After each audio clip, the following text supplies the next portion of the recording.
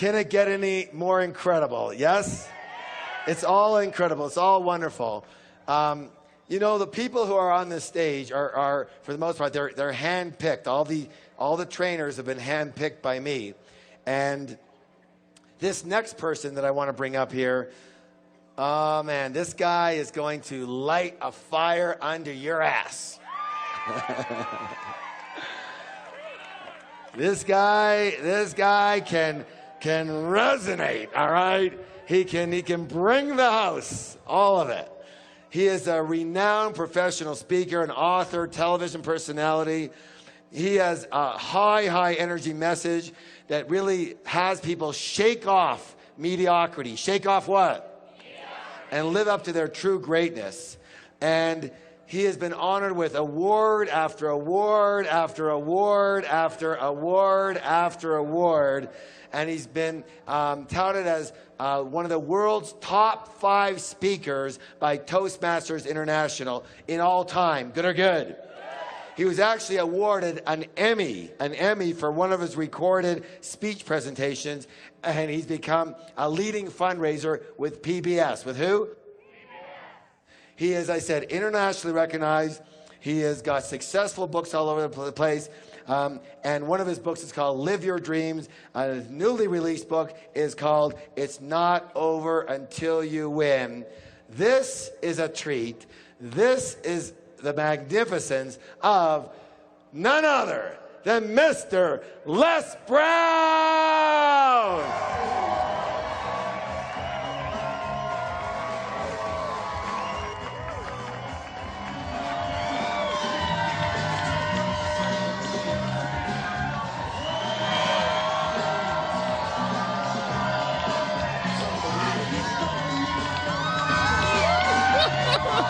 All right, let's get to it. It's so great to be here.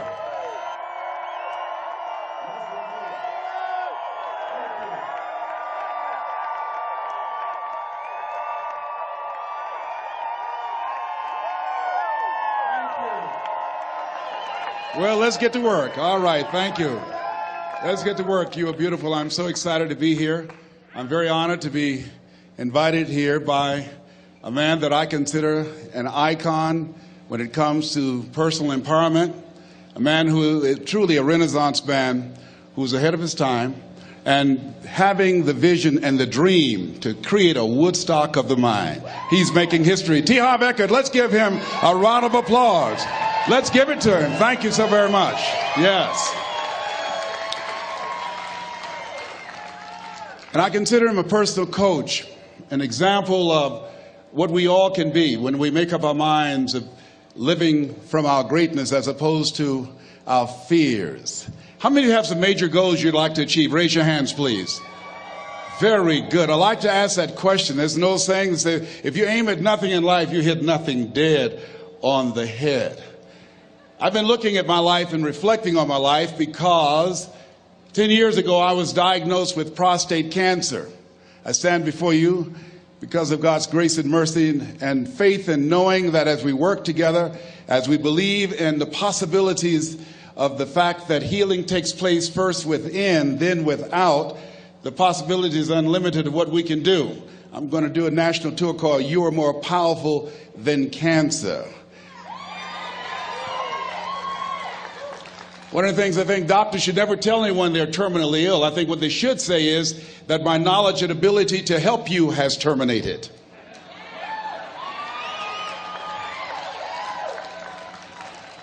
My PSA 10 years ago was 110. As I stand before you, it's 270. 1 to 4 men, you know, that's normal. And PSA stands for prostate-specific antigen, but to me, PSA stands for positively staying alive. I was reflecting on my life during the time when I received 238 radiation seed implants. And as I looked at my life, I asked myself a question. And I want to ask you a question. How many of you know if you had your life to live over again, you could have done more than what you've done thus far? Raise your hands, please. Now, that proves a point of what we do, what we accomplish, what we produce in life is only a tip of the iceberg of what's possible for us. I want you to think about some major goal that gives your life a sense of meaning right now. And as you're thinking about that, I want you to shake someone's hand on your right and your left and around you. Look them in the eyes and say with conviction, you have something special. Do that quickly now, please. Tell them you have something special. Yes. So now, I want you to join me right now. I want you to think about some major goal that you'd like to achieve. Something that gives your life a sense of meaning. Something that will give your life a sense of purpose and direction. My first major goal was to buy my mother a home. That was important to me. I'm adopted. I was born in a poor section of Miami, Florida called Liberty City, in an abandoned building on a floor with a twin brother. And when we were 6 weeks of age, we were adopted by Mrs. Mamie Brown. My mother was 46 years of age. She only had a third-grade education, but she had a PhD in mother wit. I feel like Abraham Lincoln, who said, all that I am and all that ever hope to be, I owe to my mother. I saw a sign once that said, God took me out of my biological mother's womb and placed me in the heart of my adopted mother. So my goal and dream was to buy my mother a home, to take care of my mother. My mother was a domestic worker on Miami Beach, and she would go to work, and many days she would take us with her. And we ate the food left over from the families that my mother cooked for. They were very kind and generous people. They would say, Mamie, whatever food is left over after you cook, you can pack it up and take it home to the children, the food that's left over after we eat, and feed those 7 children that you have adopted. Because of their generosity, many nights we did not go to bed hungry because they were so kind and so giving. We wore the hand-me-down clothes of the children that Mama kept. If they were too small, Mama could sew, she would let them out. If they were too large, she would take them in. And my mother was a great baker. She could bake a cake. She could bake a sweet potato pie so good you couldn't eat it with your shoes on. You had to take your shoes off so you could wiggle your toes. And I used to say, looking at the beautiful mansions that she used to clean, I would say, Mama. She said, what is it, boy? When I become a man, I'm going to buy something like this for you. I'm going to buy you a home one day. She said, oh, Leslie, you don't have to do that. I said, I know, Mama, but I want to. I'm going to one day. And she didn't know, and she was curious, where was I getting those thoughts from? I used to work and take care of Mr. Sidursky. He was a very demanding man, very meticulous guy. He would say, Leslie, I said, yes, sir, come here. Yes, sir, you did not clean this ashtray. I'm sorry, sir, I do apologize. And I'd clean the ashtray. And look at this dust here. Look at this dust. I'm sorry, sir. Now, what Mr. Sidursky did not know was that I deliberately didn't clean certain things because I wanted him to call me into his office. Because when he was in his office, he would listen to motivational messages by a guy by the name of Earl Nightingale. It's a series called The Strangest Secret in the World. We become what we think about. All of us are self-made, but only the successful will admit it. And as I heard those words, they began to program my mind and began to affect my thinking, and it changed how I saw myself.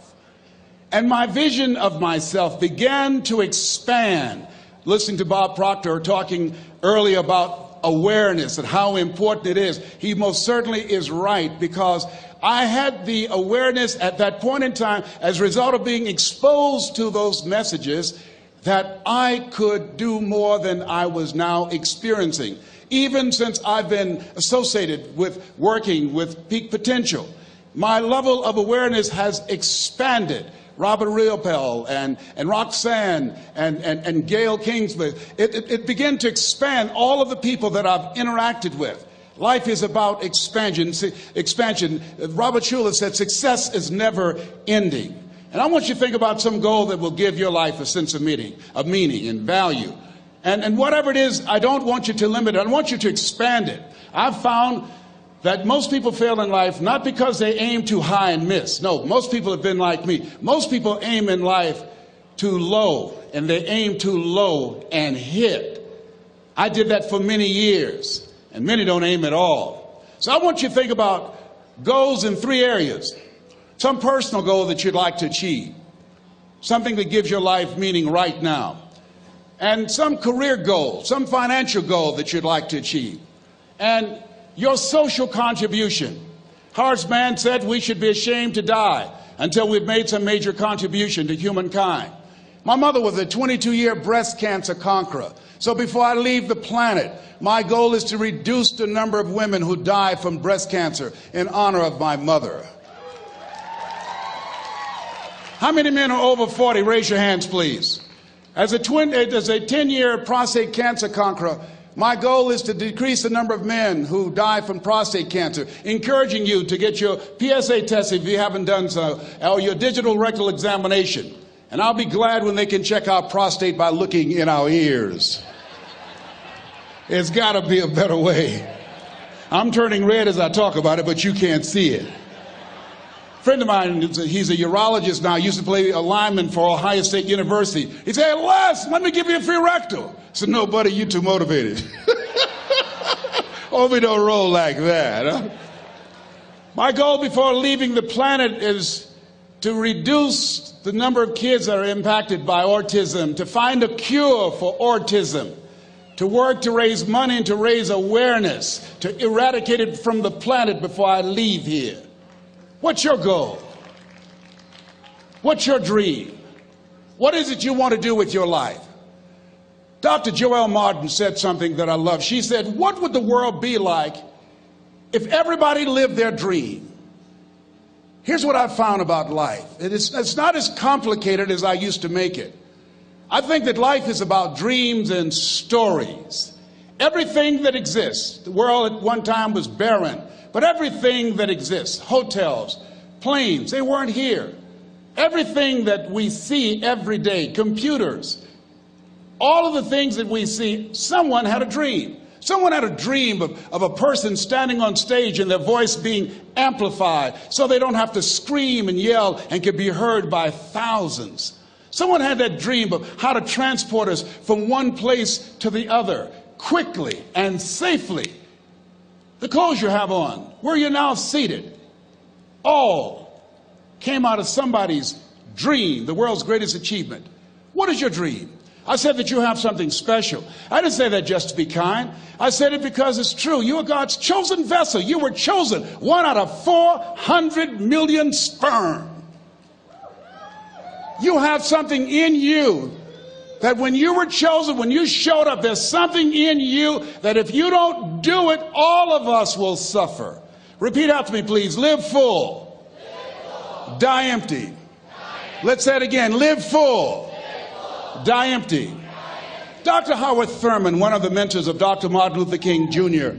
and Albert Schweitzer and Mahatma Gandhi, he was a very brilliant writer. He wrote some things that really grabbed me. He wrote, "Deep is the hunger, the voice of the genuine, the centering moment." During the time after receiving 238 radiation seed implants, I was reflecting on his words, and these words kept me up that night.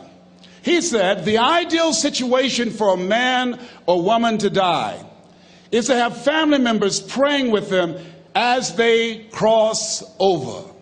He said, "But imagine, if you will, being on your deathbed and standing around your bed, the ghost of the dreams, the ideas, the abilities, the talents given to you by life, and that you, for whatever reason, you never went after that dream. You never acted on those ideas. You never used those talents. You never used those gifts. And there they are standing around your bed looking at you with large angry eyes saying, 'We came to you and only you could have given us life. And now we must die with you forever.'" And the question is, if you died today, what dreams, what ideas, what talents, what books, what music, what leadership, what voice will die with you? Miles Monroe, great orator and speaker, said the wealthiest place on the planet, it's not in the Far East where there's oil in the ground. It's not in South Africa where there are diamond mines. He said the wealthiest place on the planet is the cemetery. Because there you'll find greatness that we've never seen. There you'll find talent and genius and potential never actualized. Perhaps that's why Henry David Thoreau wrote the words, "Oh God, to reach the point of death, only to realize that you've never lived." Maybe that's why some unknown writer wrote the words, "What if you live your whole life only to discover that it was wrong? That it was wrong. That you were chosen to do something else and you didn't do it." Repeat after me, please. Live full. Die empty. I want you to take some notes and some things, and I want you to think about your goals and dreams in the three categories that I mentioned: personal, professional, and your social contribution. How many of you are serious about your goals and dreams? Raise your hands, please. Thank you very much. How many of you don't want to take your dreams to your grave with you? Raise your hands, please. Very good. Shake someone's hand on your right and left. Look them in the eyes and say, "Get out of your head and step into your greatness." Do that right now, please. Say, "Get out of your head and step into your greatness." I want you to write this down. Let us say together, as you think about your goals and dreams, let us say together, "It's possible," together, please. Yes, write that down. See, ladies and gentlemen, as an entrepreneur, I've been an entrepreneur for 20 years. It's my 21st year. I could have been speaking and training for 34 years. But for 14 years, I was living in my head. For 14 years, I stopped myself. For 14 years, I used to go see Zig Ziglar, that I considered the #1 motivational speaker on the planet. Zig Ziglar and Tony Robbins, they're the best on the planet. Bob Proctor, they're the best on the planet. Jack Canfield, Mark Victor Hansen, T. Harv Eckert. I would go and see them, and then I would leave, and my conversation with myself was, my heart would say, "I can do that." And then my mind would ask, how? How would you do that, Les Brown? See, when I was in the 5th grade, I was identified as EMR, labeled educable, mentally retarded. Put back from the 5th grade to the 4th grade. I failed again when I was in the 8th grade. I have no college training. And a man changed my life, and I'll never forget his name, Mr. Leroy Washington. He's in his 80s now, and he's blind from glaucoma, but he gave me a different vision of myself. I was in his class waiting on another student. He came in and said, "Young man, go to the board and work this problem out for me." I said, "Oh, sir, I can't do that." He said, "Why not?" I said, I'm not one of your students." He said, "Look at me." "Yes, sir. Go to the board and work the problem out anyhow." I said, "Sir, I can't do that." He said, "Why?" I said, "Sir, because I'm educable, mentally retarded, sir. I'm in special education." And the students started laughing. They said, "That's Leslie. That's not Wesley. He's DT. Wesley is the smart twin." He said, "What does DT stand for?" I said, I'm the dumb twin, sir." And as the students laughed at me, he came from behind his desk. He looked at me and he said, "Don't you ever say that again.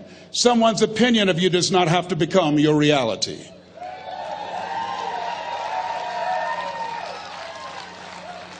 On one hand, I was humiliated, but on the other hand, I was liberated, because he looked at me with the eyes of Goethe, who said, "Look at a man the way that he is, he only becomes worse. But look at him as if he were what he could be, then he becomes what he should be." And so we developed a relationship. And one of the things that I can just tell you as you think about your goals and dreams, all of us can say in a spirit of integrity that it's possible. That if anybody at any point in time lived their dream, then it's possible that I can live mine. And what I did was, I made a mistake. I looked at my goals and dreams, and my mind said, "How will you do that?" I went from my heart to my mind, and I stayed up there for 14 years. 14 years. I can't bring those 14 years back. Those years are gone. And I've made a mission in my life to help people to stop putting it off and procrastinating. How many ever thought about something you wanted to do and you procrastinated, you talked yourself out of it? Raise your hand, please. There's a proverb that says, "If there's no enemy within, the enemy outside can do us no harm." And so, as you look at your goals and dreams, every day we must convince ourselves, we must sell ourselves on that it's possible. Every seminar, every workshop, every book that I've ever read, every speaker that I've ever heard, it interrupted what I was believing about myself. Everything that you do, everything matters. As you go through each day, I know now as I look back at age 63, looking at my life, everything matters. T. Harv is right. How you do anything is how you do everything. And I realized that the choices I was making was based upon how I saw myself. Let us say together, it's necessary. Write that down. It's necessary as you look at your goals and your dreams, it's necessary that you have a strategy and a game plan to change the story that you believe about yourself. And that's an ongoing process. I've discovered, and many people have, that what we do, what we accomplish, what we produce is a result of the story we believe about ourselves. My favorite book says, "Be ye not conformed to this world, be ye transformed by the renewing of your mind." And so as I began to work on myself, I realized that I'm getting out of one story and stepping into another story. As I become aware of some things, there's still some things I'm not aware of. So I'm still growing, I'm still developing. I'm like the lady who said, "Lord, I ain't what I want to be, ain't what I'm going to be, but thank God I sure ain't what I was." But I realize that you have to work on yourself on a regular basis, and write this down, for mental mindset. For mental mindset and stamina. Because things are going to happen to you. I believe that the reason that most people go to their graves with their talents and abilities and skills in them is because of the fact, number one, many are like me. They didn't know that they didn't know and thought they knew. I thought I knew myself, and I really didn't know myself as well as I thought. I've discovered that sometimes people can take you to a place within yourself that you can't go by yourself. The other reason is I was afraid. I never worked for a major corporation. I wanted to speak for corporations. I was afraid I would be exposed because I don't have a college education. I felt inferior because of the fact that I don't have a college education. I allowed that level of fear of failure to stop me. And because I never had any experience in it, I assumed that I could not do it. I was paralyzing myself by believing and assuming the limited part of myself as opposed to believing that I had something special.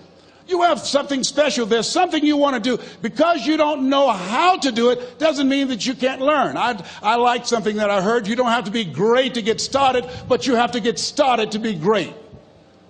Repeat after me, please. Leap and grow your wings on the way down. See, the people that will live their dreams, the 2% that will do that, these are, and write this down, become a risk taker. They're risk takers. They don't mind failing. They don't mind making mistakes. They're willing to take life on, take life in the collar. This, God said, if you're not willing to risk, you cannot grow. And if you cannot grow, you cannot become your best. And if you cannot become your best, you can't be happy. And if you can't be happy, then what else is there? I like what Helen Keller said. She said, life is short and unpredictable. Eat the dessert first. Here's something else. Write this down. Make it important to become financially independent. You know, people say money won't make you happy, but everybody want to find out for themselves. A friend of mine named Rita Davenport said, money's not important, but it's right up there with oxygen. And let me tell you something, fellas, even if you're as homeless as I am, you got some money, some women will find something cute on you. Oh, he's got eyelashes like Tom Cruise. He's got to walk like Denzel Washington, you know. I used to be so broke I'd walk past a bank and trip the alarm. Creditors would call the house and my children would answer the phone and say, my daddy say he's not home. Repeat after me, please. I'll never be broke again. Never, never, never. Yeah, see, ladies and gentlemen, it makes a difference. The only time I really appreciated having money was when my mother became ill. I was a state legislator in Columbus, Ohio from the 29th House District, Whitehall in the Upper Linden area. And my brother called me and said, Leslie, yes, Mama's been sick and we're going to put her in a nursing home. I said, wait a minute, Wesley, we can't do that. Get Margaret Ann on the phone. She's on the phone. Get Linda and Leonard. They're all here, Leslie. Listen to me. Mama used to work in a nursing home. She said she never wanted to go into one. I promised her when I was 10 that I would take care of her. We would do whatever was necessary to take care of her. He said, we knew you would feel like that. And this is why we did such a thorough job interviewing the various nursing homes. And we have found the one that's ideal, and Mama would love them. I said, hold it, just a minute. She didn't clean their behinds. She took care of us. See, I had a problem. I couldn't understand how one woman, third grade education, 46, domestic worker on Miami Beach, can raise 7 children who couldn't take care of themselves, but 7 children couldn't take care of one woman. I had a problem with that. I had a problem with that. So I resigned from the Ohio legislature and I went back to Miami to take care of Mama. And I'll never forget taking her to Jackson Memorial Hospital. And when we went in, the receptionist said, as she looked at my mother, looked at me, she didn't say, how you doing? Are you uncomfortable? Are you in any pain? My mother at that time, she was in her 70s. The lady just said, what kind of insurance do you have? And I stepped forward and I said, she has Les Brown Unlimited. Give my mother what she needs. I can write a check for her.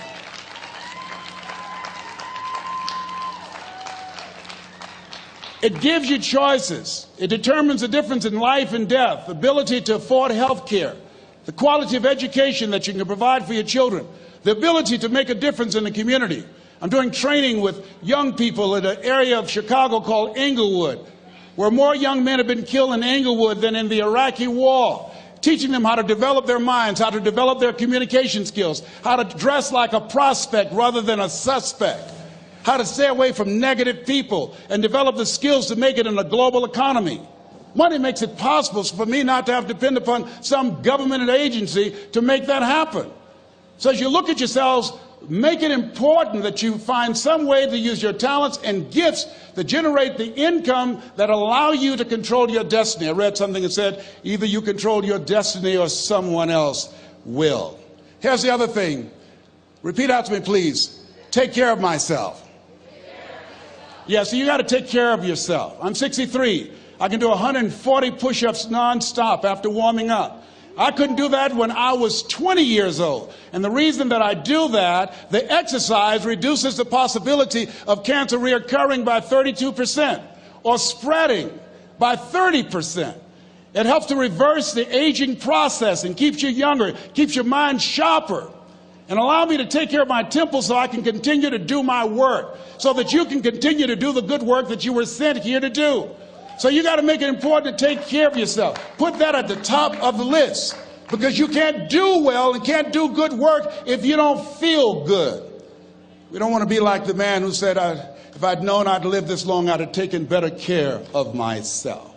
Here's something else. Repeat after me, please. OQP. Only quality people. Yes, look at your relationships. And ask yourself the question, Jim Rohn would ask this question, what is this relationship doing to me? Sidney Poitier wrote a book called The Measure of a Man. I love the tapes because I love his voice. He said, when you go for a walk with someone, something happens without being spoken. He said, either you adjust to their pace or they adjust to your pace. Whose pace have you adjusted to? MIT did a study, and the study indicated that you earned within $2,000 to $3,000 of your closest friends and associates earn. Who's impacting you? Who's in your ear? What influence do they have on you? Dr. Dennis Kimbrough said, if you're the smartest one in your group, you need to get a new group. So practice the principle of OQP, only quality people. And somebody's saying, Les, can I change them? No, it's a full-time job changing yourself. Some people are so negative, they'll walk into a dark room and begin to develop.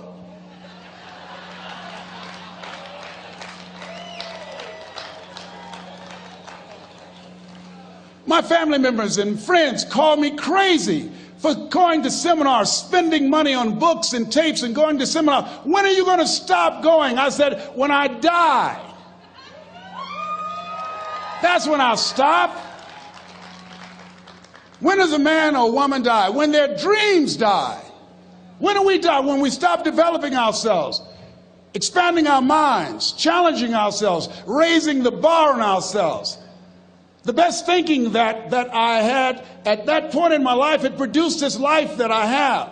I need some help. I'm where Einstein was. He said the thinking that has brought me this far has created some problems that this thinking can't solve. I applaud you for investing in yourself, for coming here, flying thousands of miles, investing money in yourself. I can tell you, based upon my own experience, you have something special. You have greatness within you. What you're doing is different. You represent only 2% of the planet. One great American said, I choose not to be a common man. It's my right to be uncommon if I can. I seek opportunity, not security. I do not wish to be a kept citizen, humbled and dulled by having the state look after me. I want to take the calculated risk, to dream and to build, to fail and to succeed. I refuse to live from hand to mouth. I prefer the challenges of life to the guaranteed existence, the thrill of fulfillment to the still calm of utopia. I will never cower before their master, nor bend to any threat. It's my heritage to stand erect, proud and unafraid, to face the world boldly and say, this I have done. That's what it means to be a part of peak potentials. Your unquenching desire, an uncommon desire to manifest your greatness. Give yourselves a round of applause.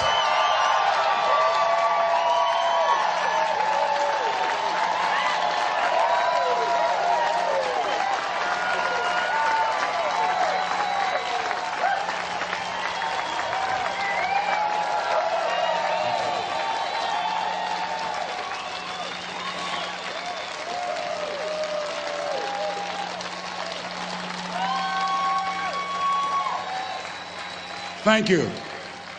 The other thing is you look at your goals and look at your dreams. Repeat after me, please. I will fail my way to success. Yes. Part of the reason why we have to continue to work on ourselves and surround ourselves with quality people is because you're going to have a lot of failures. You're going to have a lot of disappointments. Maya Angelou said, and it's true, I found it in my case, that most people go so far in life and then they park. They stop dead in their tracks. Why? Because they take some hits. When you have a goal and dream, think it not strange that you face the fiery furnaces of this world. You will have tribulations. Things are going to happen to you. I was in pursuit of my dream, and all of a sudden, boom, I got hit. A person that I thought I would be with for the rest of my life, I thought was my soulmate. I went through a divorce. I was embarrassed. I was humiliated. How can I teach people how to live their dreams? And I wasn't able to make my marriage work. I questioned myself. I took another hit. My mother was diagnosed with breast cancer. Then I was diagnosed with prostate cancer. Then my best friend from the second grade, Alexander Wims, he was diagnosed with cancer of the liver. I took a hit, and life staggered me, and I parked. And I didn't turn on my emergency lights because I didn't want to call attention to myself. I didn't want anybody come and say, hey, do you need a jump? No, I don't need a jump. I'm not out of gas. My battery is not dead. My heart is beating. I'm parked. Leave me be. I'm parked. I was in my comfort zone. I was doing just enough to get by. I was working on a job. They paid me just enough to keep me from quitting, and I worked just hard enough to keep from getting fired. How many know people like that? Blink your eyes if you understand what I'm talking about. I was parked. I knew I could do more. But when my mama died, it took something out of me. When I went through a divorce, it took something out of me. When my best friend died, it took something out of me. I parked. And somebody said that life is like an onion. You have to peel it one layer at a time. And sometimes you cry. Life's going to happen to you when you have a dream. You're going to get slapped around. And don't take it personal. Don't ask, why did this have to happen to me? Why not you? Who would you suggest? You want to give us some names, some email addresses? And don't tell everybody. 80% don't care, and 20% glad it's you. It's called life. Suck it up. and move on. Get over it.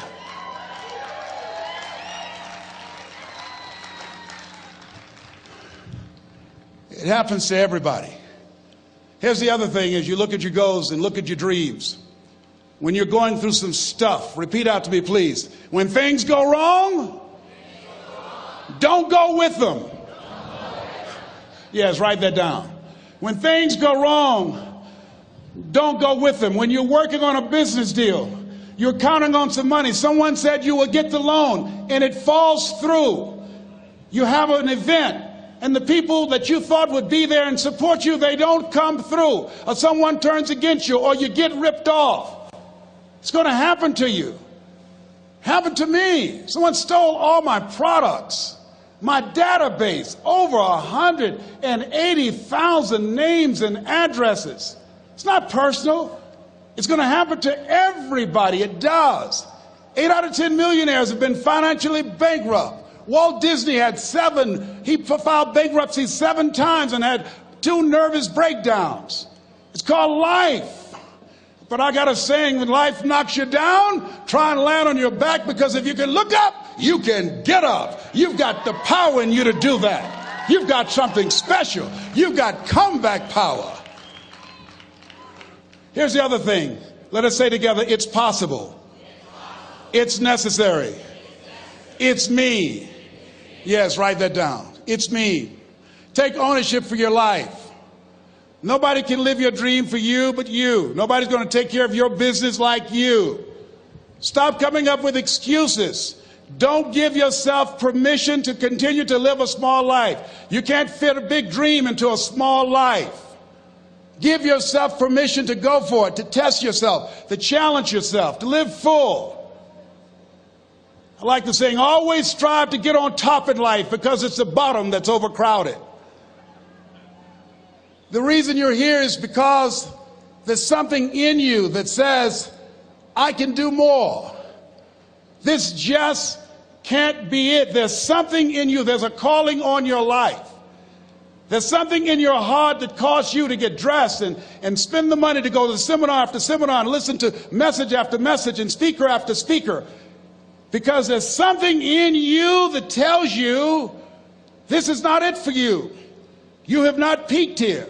There's more in you that you are expressing. Eye has not seen, ear has not heard, nor has entered the heart of mankind what's in store for you if you challenge yourself, if you persist and persevere, if you take ownership for your life.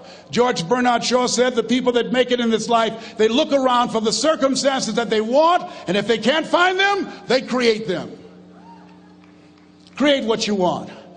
You have the power in you to do more than you can ever begin to imagine, to control your destiny, to make a difference in our children, to make a difference on the planet, to make an impact. Let us say together, it's me. And let us say together, it's hard. Say it like you know it. Say, it's hard. Ladies and gentlemen, it's hard. There are people who have seen their retirements taken away from them by the corporations that they work for.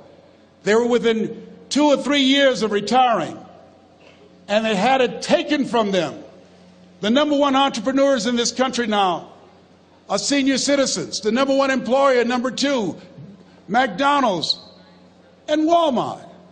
And there's nothing wrong with those jobs. I guarantee you those people did not have a plan to end up living their lives at the end of life with those types of jobs. And they didn't have a plan like you have, and while you're investing in yourself, not to. And it's hard. There are people making choices between purchasing prescription drugs or paying for gas or a mortgage note. It's hard when you're working on a job for 20 years, 30 years, give them some good years, and then they come in and tell you, we've downsized. In other words, you're fired. And then you have to start all over again. How many of you know it's hard? Raise your hands, please. It's hard.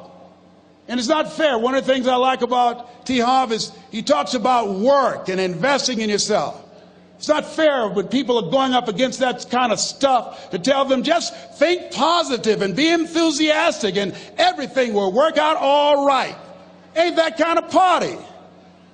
It's hard. Life will put some knots on your head. I bought my first home for my mother. I was rushing, didn't know what I was doing, and I bought a home that had a lien against it. And they called me, Mr. Brown, yes, there's a lien against your property. We need $55,000 if you're going to stay there. Wait a minute, sir. I just bought this home. The guy told me there were no liens against it. I'm not the one that owe you the money. You should have checked that out, Mr. Brown. Come on. I called my attorney. We followed up. Yes, Les, there's a lien against the property. But he told me there were no liens. He lied, obviously. Oh, my God. He told me he wanted to help me because he admired the fact that I was buying this home for my mother and that he was adopted, and he identified with me. Les, he suckered you. He played you, man. So what? Well, would they take payment arrangements?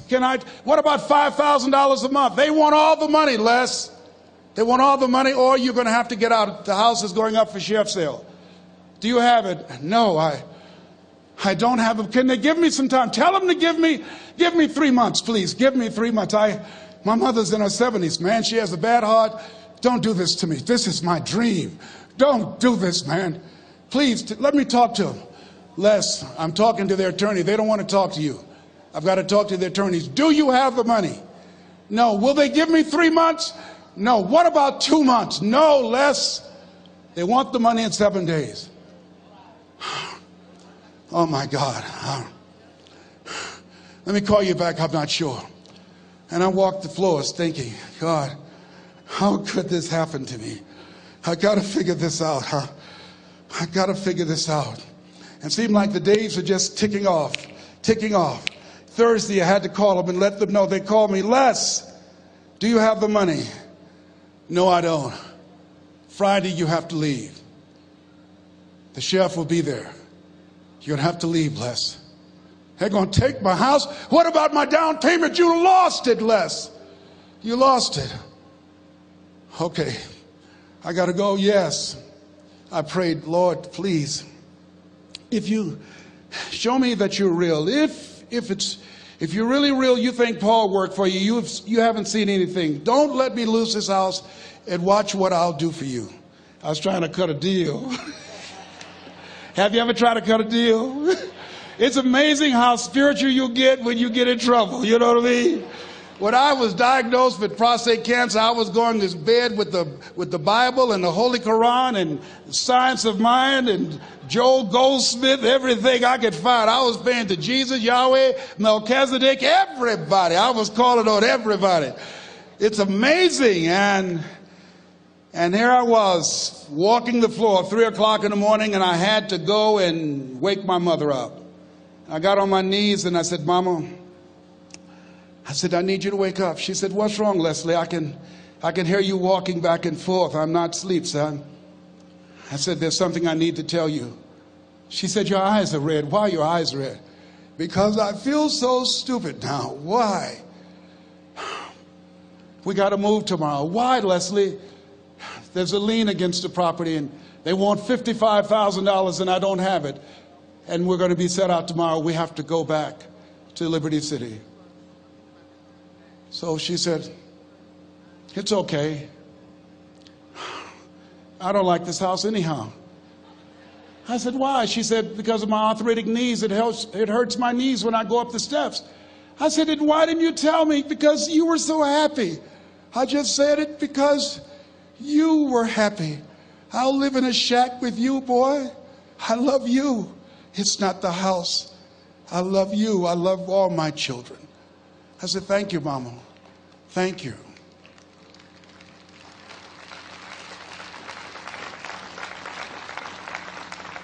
And the next day when we were in the truck going back to Liberty City and we pulled down 68th Terrace, the neighbors came out and said, whoa, Mamie, y'all coming back? Are you back? Yes. What happened to the home your boy bought for you? Those boys you adopted. Leslie didn't do a title search. He made a mistake. And boy, I was so humiliated. How many ever made a mistake that you were just humiliated? Raise your hands. I was devastated. I was taking the furniture off the truck, and my mother came, and I was crying. And she said, boy, I said, yes, ma'am. She said, hold your head up. I said, Mama, I can't. She said, hold your head up. I said, why? Look what I've done. She said, it's okay. It's okay. You are going to make a lot of mistakes in life, young man. You're going to fail your way to success. You have nothing to be ashamed of. Keep your head up and take that furniture back in the house. I said, yes, ma'am. And I learned something from that. If you ever go through something, hold your head up. If you ever make a mistake, hold your head up. If you ever do something and everything goes wrong, life catch you on the blind side, hold your head up. It's not over. Goethe said, that which does not kill you will make you stronger. Hold your head up. Shake someone's hand on your right and left and say, hold your head up.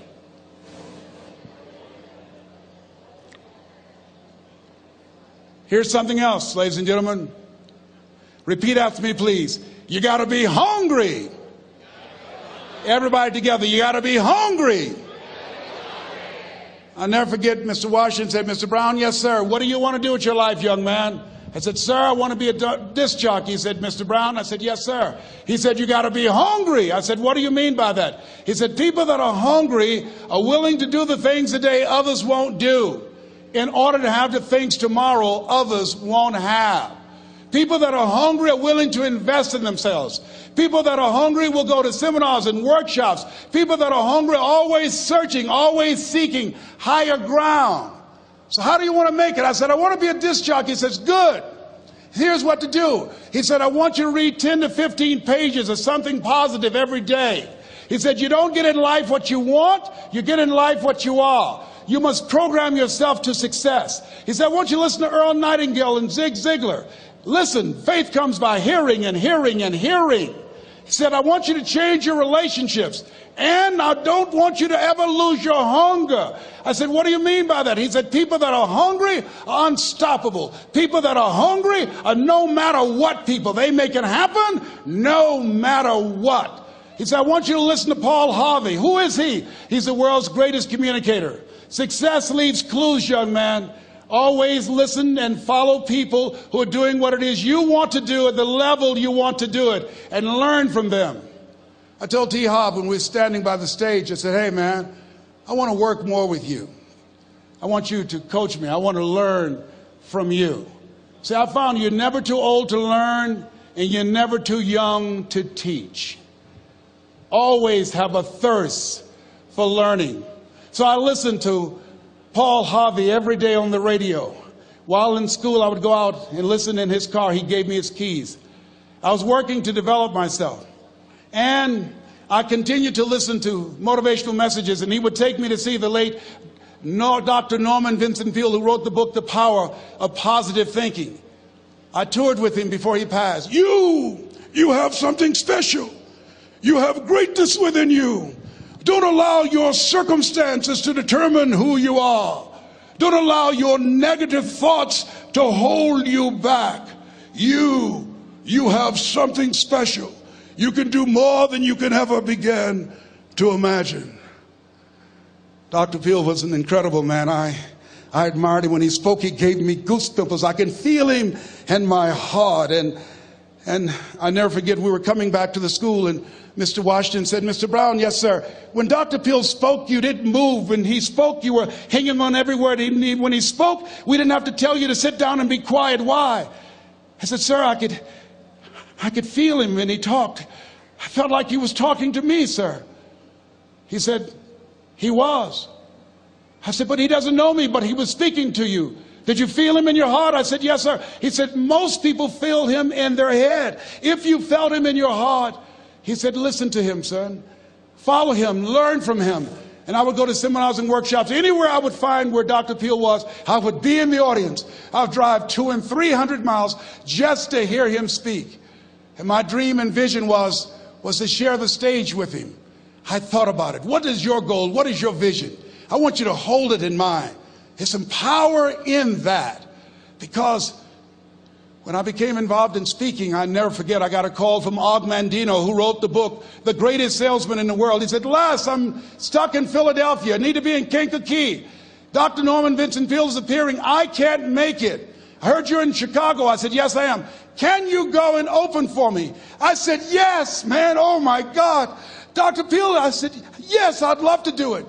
And I went there and I came. I said, hi, I'm Les Brown. He said, you're not the band of renown? I said, no, I'm Mrs. Mamie Brown's baby boy. I'm here to speak. He said, come backstage. And his wife, Martha, was there. And she said, Papa, Les Brown is here, the speaker. And he said, Les Brown? Les Brown shoot for the moon? Because even if you miss your land among the stars? I said, sir, that's my quote. I wrote you when I was in the 11th grade. I was a part of a special education class project. That's my quote. He said, I know. I end all my speeches with that quote.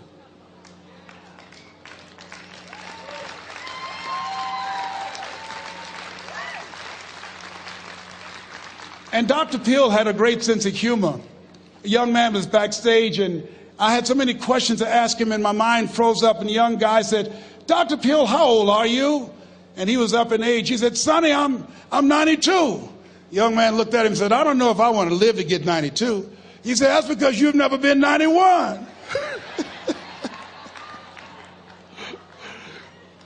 So I did the things that Mr. Washington suggested. I listened to motivational tapes on a regular basis. I would go to seminars and workshops whenever Zig Ziglar and Dr. Dennis Waitley and Jim Rohn would come to town.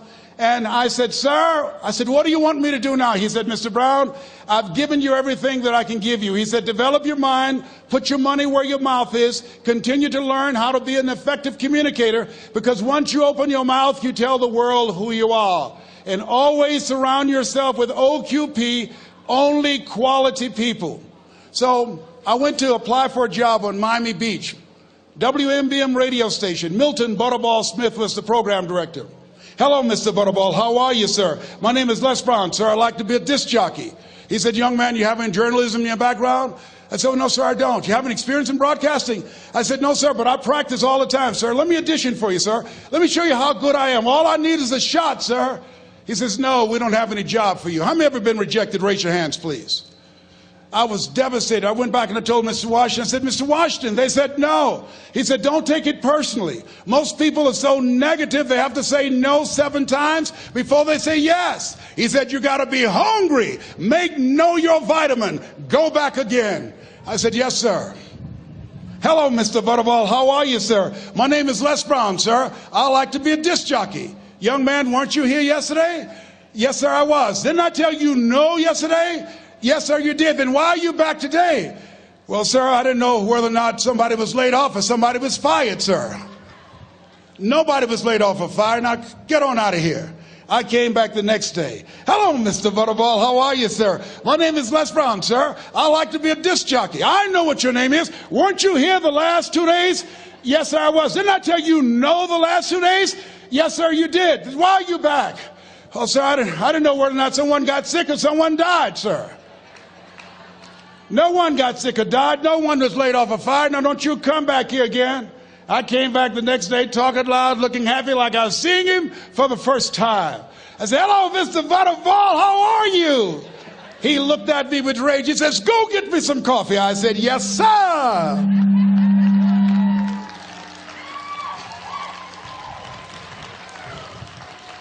My favorite book says the greatest among you will be your servant. How many of you are serious about your goals and dreams? Raise your hands.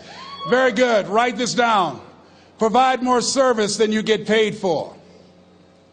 Provide more service than you get paid for. I go to a lot of seminars and workshops. And one of the things I know about T. Harv Eckert, when I was sitting in the class with Robert Ruppel and all of the other presenters, they hold themselves to high standards. And they provide more information than anybody else in the industry, bar none. They hold nothing back because their commitment is for your success. And when you hold yourself to high standards, write this down, impact drives income. That's why you're here. Because the training, the seminars, been making a difference in your life. If they did not have impact, 200 or 300 people would be here, if that amount. Impact drives income. So I became the errand boy for the disc jockeys. I would go get their lunch and their dinner, and I would bring it to them in the control room, and I'd watch them working the control boards, knowing my time will come. Write this down. I expect to reach my goal. Yes, you want to operate with a spirit of expectation. I expect to reach my goal. So I started preparing for the next position. Never forget one quote that I heard. As you look at your life, you look at your goals and dreams. It's better to be prepared for an opportunity and not have one than to have an opportunity and not be prepared. If you expect to reach your goal, prepare yourself now. And so then pretty soon, the guys at the station, they begin to take a liking to me. Write this down. Build relationships. As you're aware, people deal with people that they know, like, and trust. And so they would say, Leslie, yes, sir. Come here, yes. Come outside. Who did this? Oh, your car? Yes. Who cleaned my car? I did, sir. I would wax their cars on the weekend, inside and out. How much do you charge? Oh, nothing, sir. I just wanted to help out. I was providing more service than I got paid for. I was building relationships. They said, whoa, look here. Donna Ross and the Supremes are coming to town. The Four Tops and the Temptations. Here are my car keys. Pick them up for me. Take them to the Fontainebleau Hotel on Miami Beach. I said, yes, sir. I would drive them all over Miami Beach in their big, long Cadillacs. I didn't have any driver's license, but I was driving like I had some. Then one day, it was a Saturday afternoon. A disc jockey by the name of Rockin' Roger was drinking while he was on the air. It was a Saturday afternoon, and I was the only one there. Rockin' Roger got so drunk, he could not complete the show. He started slurring his words. He's about to fall off the chair. And there I was, looking at him through the control room window, walking back and forth, young, ready, and hungry. I was saying, drink, Rock, drink. Drink, Rock. I'd have gone and get him some more if he'd asked me to. Then pretty soon the phone rang. It was the general manager, and I answered the phone. I said, hello? He said, young boy, this is Mr. Klein. I said, I know. He said, Rock can't finish his program. I said, I know. He said, would you call one of the other DJs in? I said, yes, sir. I said to myself, he must be thinking I'm crazy. I called my mom and my girlfriend, Cassandra. I said, y'all come out on the front porch and turn up the radio. I'm about to come on the air.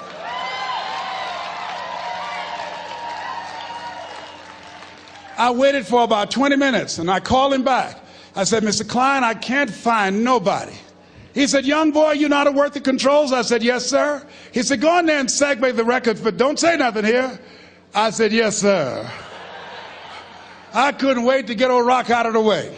I put on a fast record. I said, look out, this is me, LB Triple P. Les Brown, your platter playing papa. There were none before me, and there will be none after me. Therefore, that makes me the one and only. Young and single, love to mingle, certified, bona fide, indubitably qualified to bring you satisfaction and a whole lot of action. Look out, baby, I'm your love man. I was hungry. I was hungry. Get old man a round of applause. I was hungry. I was hungry. You got to be hungry.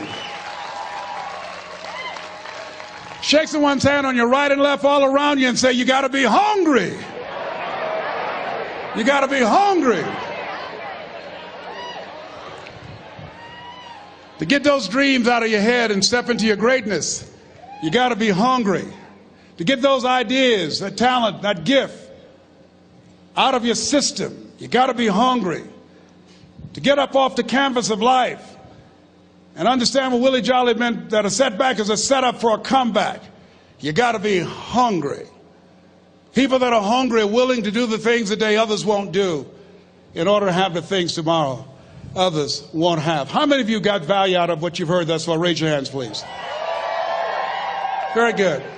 I would like to leave this with you. I don't know what your goals are. I don't know what you want to do. Here's what I know about you. You have greatness within you. Here's what I know about you. I can help you to live full and to die empty. I can show you what I've learned. If anybody told me that I would be doing what I'm doing now, I leave here today, I go to New Orleans and speak there, then I'll be flown to Barcelona. If anybody told me, given my circumstances, born in an abandoned building on a poor section of Miami, Florida, called Liberty City, both my birth parents stood up and said, "Hello, son," I would not know either one. Being labeled educable mentally retarded, put back from the 5th grade to the 4th grade, failed again when I was in the 8th grade, no college training. Anybody told me the principles that I would teach you, that they would have the impact that it has had on my life. This Les Brown that you see, I did not know he existed. And I tell you that you have greatness within you. You have the ability to do more than you can ever begin to imagine. Come into the room with me, and I guarantee you your life will never be the same again. I like to leave this with you. I don't know what your goals are. Mine is to find a cure to autism. Mine is to find a cure to breast cancer and to prostate cancer. Mine is to work with our youth and to reduce the recidivism rate in our prisons and help young people learn how to become an asset to our society rather than a liability. Mine is to train speakers to become great communicators, to speak from their heart, not their heads, and teach them how to impact and create a new conversation so people can see the possibilities of life and overcome the possibility blindness that held me hostage for 14 years. I don't know what your goals are, but here's what I know about you, and I don't know you. You've got greatness within you. And I like to leave this with you, something my mother used to love to hear me say. "Leslie," "Yes, ma'am, Mama." "Say that thing for me, boy, that makes me feel good." I dedicate this to you, to the greatness in you, and to the dream that you showed up on the planet to produce. And it's simply this. If you want a thing bad enough to go out and fight for it, to work day and night for it, to give up your time, your peace, and your sleep for it. If all that you dream and scheme is about it, and life seems useless and worthless without it, and if you gladly sweat for it and fret for it and plan for it, and lose all your terror of the opposition for it, and if you simply go after that thing that you want with all of your capacity, strength and sagacity, faith, hope and confidence, and stern pertinacity, if neither cold poverty, famish or gulf, sickness or pain or body and brain can keep you away from the thing that you want, if dogged and grim you besiege and beset it, with the help of God you'll get it. God bless you. God bless your dream. God bless peak potentials. God bless America. Thank you very much.